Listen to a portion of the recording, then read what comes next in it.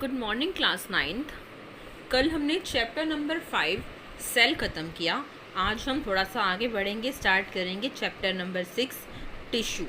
क्या होते हैं टिश्यू? सही सोचा आपने, सेल्स के जो ग्रुप होते हैं उनको बोलते हैं टिश्यू। लेकिन अगर एक मतलब स्पेसिफिक पर्टिकुलर डेफिनेशन की बात करें तो tissue is a group of similar cell that perform to achieve a particular function.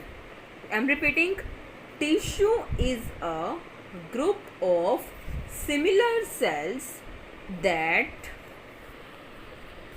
work together to achieve a particular function या particular target। मतलब सिमिलर सेल का ग्रुप जो वर्क करते हैं किसी एक पर्टिकुलर टारगेट को अचीव करने के लिए। देखो, आपको टिश्यू बनाने के लिए हमें सेल्स का ग्रुप चाहिए, यानी कि बहुत सारी सेल्स चाहिए।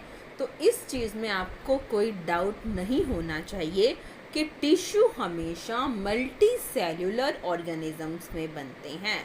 जो ऑर्गेनिज्म सिंगल सेल्यूलर होगा उसके अंदर टिश्यू फॉर्मेशन नहीं होगी। क्यों नहीं होगी? Because tissue is a group of cell. अकेली सेल थोड़ी टिश्यू बना सकती है, ठीक है ना। जैसे अमीबा है, एक single cell carry out the movement intake of food और रेस्पिरेटरी गैसेस, रेस्पिरेशन, एक्सक्रेशन, ये सब परफॉर्म करती है। लेकिन मल्टी सेलुलर ऑर्गेनिजम्स के अंदर टिश्यू होने चाहिए। टिश्यू होंगे तभी तो ऑर्गन्स और ऑर्गन सिस्टम बनेंगे ना।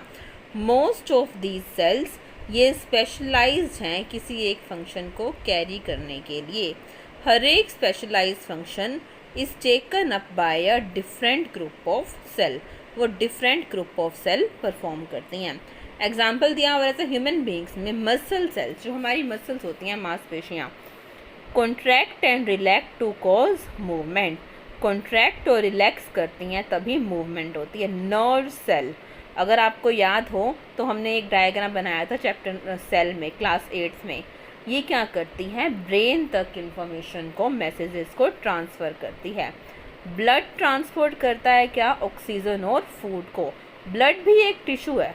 ब्लड के अंदर red blood cells, white blood cells, ये सब होते हैं ना। सेल्स का ग्रुप टिश्यू, तो इन सेल्स का ग्रुप भी क्या हो जाएगा? टिश्यू। इन प्लांट्स जो वेस्कुलर टिश्यू हैं conduct food and water from one part of plant to other parts. इसलिए मल्टी सेलुलर ऑर्गेनिजम्स क्या करते हैं? डिवीज़न ऑफ लेबर शो करते हैं। Cell specialising in one function, इनको ग्रुप टुगेदर करते हैं, एक ही ग्रुप में बांटते हैं।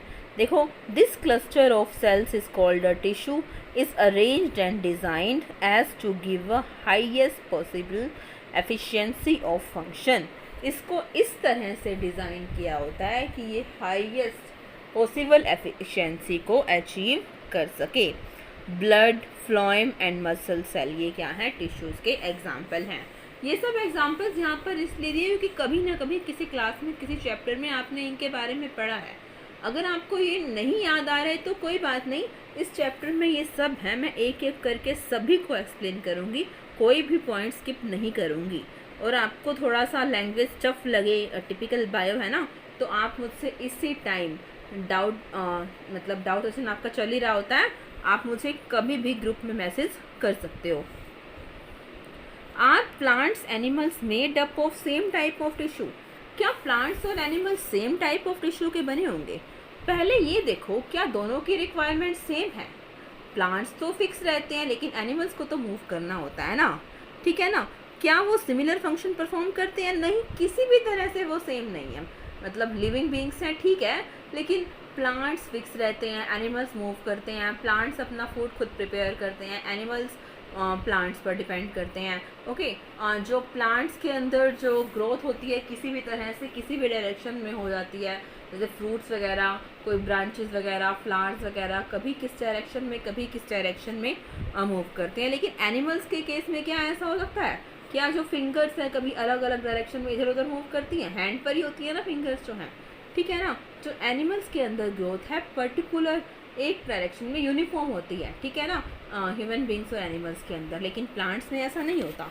देखो, there are noticeable difference between the two. Plants fix होते हैं, most of the tissue they are वो क्या होते हैं, सपोर्टिव होते हैं, जो क्या करते हैं, प्रोवाइड करते हैं स्ट्रक्चरल स्ट्रेंथ, मतलब उनको एक बेटर स्ट्रक्चर प्रोवाइड करते हैं। Most of these tissues are dead. मैंने आपको लास्ट चैप्टर में ये जरूर बताया होगा, डेड सेल्स का मतलब या क्या होता है, जब वो सेल डिवाइड होना बंद हो जाती है, रिप्रोड्यूस करना बंद कर देती है, एक सेल से नई सेल्स बनना बंद हो जाती हैं।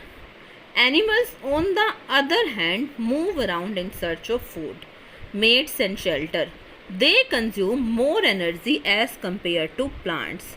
जो एनिमल्स हैं क्या करते हैं, ज़्यादा एनर्जी कंज्यूम करते हैं एज कम्पेयर टू प्लांट्स।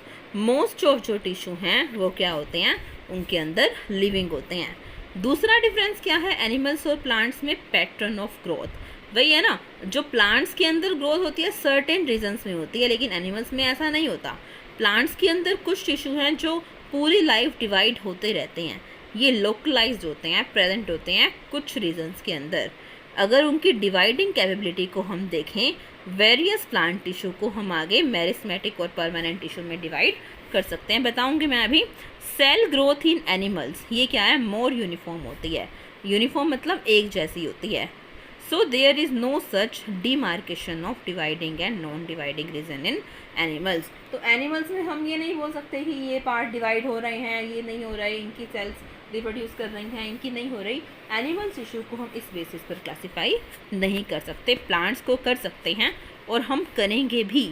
जो स्ट्रक्चरल और ऑर्गेनाइजेशन है ऑर्गन्स और ऑर्गन सिस्टम का, far more specialised and localised है कॉम्प्लेक्स एनिमल्स में। जो फंडामेंटल डिफरेंस है ये रिफ्लेक्ट करता है different modes of life pursued by these two major groups. ठीक है ना, ये रेफरेंस के साथ हम कह सकते हैं कि जो कॉम्प्लेक्स एनिमल्स और प्लांट बॉडीज़ होंगी वो इनके बारे में हम आगे बात करेंगे। हाँ पता है मुझे, तो मैंने स्किप कर दी, बता रही हूँ कि बाद में बताने ज़्यादा सही लगा मुझे। जो डिफरेंटली एडेप्टेड होते हैं अलग अलग तरह से एग्जिस्ट करने से, ठीक है ना। जैसे प्लांट्स हैं वो तो सेडेंट्री, अकेले एग्जिस्ट कर सकते हैं, मतलब बिना कोई मूव किए उनको वहीं पर एग्जिस्ट करना होता है, उनको पता है जहाँ पर उनको प्लांट कर दिया। तो उनकी जो एडेप्टेशन होती हैं, एडेप्टेशन समझते हो ना, एनवायरनमेंट के अकॉर्डिंग खुद को ढाल लेना। जैसे आपने पढ़ा होगा कभी ना कभी, पोलर बियर का कलर वाइट होता है क्योंकि वो स्नो के साथ मर्ज हो जाता है और मिक्स हो जाता है और उसे किसी प्रेडेटर का अटैक करने से बचाता है। लेकिन एनिमल्स के अंदर क्या होता है, एक्टिव लोकोमोशन। लोकोमोशन मतलब एक तरह की movement, okay, contributing to this difference in organ system design. कुछ पूछना है यहाँ तक, इसके बाद हम प्लांट टिश्यू बस अभी स्टार्ट कर रहे हैं। देखो जो क्वेश्चन है मैं आपको सॉल्यूशन के साथ भेजूंगी, ठीक है ना, लिंक भेज दूंगी, आप खुद बना के आप वहाँ से देख सकते हो। जो क्वेश्चन देती हूँ करने को, या तो करते नहीं हो, करते तो नेट से बस नेट से निकाले कॉपी पेस्ट कर लेते हो। What is a tissue? Tissue क्या है? Tissue is a group of similar cell that work together to achieve a particular function. What is the utility of tissues in multicellular organisms? Multicellular में tissue क्या काम करते हैं? एक particular function perform करने के लिए सेल्स का ग्रुप है, टिश्यू होंगे तभी तो ऑर्गन और ऑर्गन सिस्टम बनेंगे ना।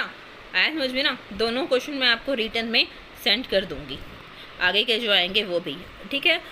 इसके आगे का लेक्चर मैं अभी आपको नेक्स्ट वीडियो जस्ट भेज रही हूँ।